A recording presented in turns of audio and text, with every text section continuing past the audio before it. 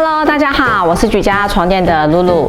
在这炎炎的夏日，你是不是有热到无法好好入睡的经验呢？凉感床包具有良好的散热效果。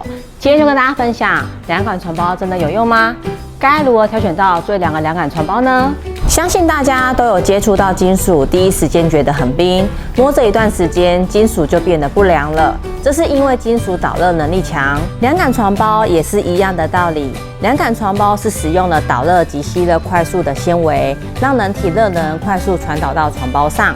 趁着翻身或移动身体时，透气、散热、降温。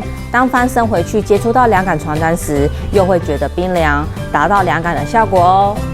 所以凉感床包确实有用，很推荐使用凉感床包在夏日辅助睡眠。那凉感床包与凉感床垫有什么不同呢？市面上的凉感床垫大致上分为以下的两种。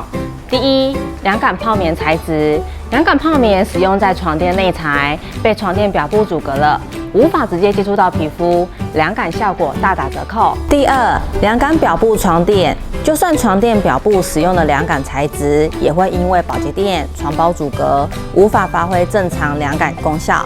凉感材质都是接触凉感的原理，而凉感床包替代了一般床包，包覆在床垫最外层，最为贴近人体肌肤，凉感效果最为直接，而且明显哦。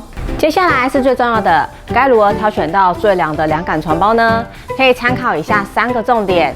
第一，了解商品 QMAX 凉感系数。QMAX 值是台湾纺织协会所订定的凉感商品测试标准哦。QMAX 数值越高，表示材质瞬间接触凉感效果就越好。以居家床垫的凉感床包为例，QMAX 高达 0.245， 是目前市面上凉感效果最强的商品哦。第二，凉感床包颜色白色或淡色系为主，布料染色必须经过高温定色，才能确保染剂与布料紧密的结合。但是凉感材质怕高温，在高温烘烤下会破坏布料纤维，降低凉感效果。所以建议挑选凉感床单时以淡色系为主，视觉心理上也会觉得凉爽哦。第三，凉感床包的凉感纤维含量。凉感商品都以混纺制成，同样高分子聚乙烯纤维来说，成分含量20%与47%，凉感效果一定有差异。挑选时可注意凉感纤维含量哦。以上是挑选凉感商品的小秘诀，欢迎你到举家体验我们超凉感冰纱床包，让你的夏日夜夜好眠。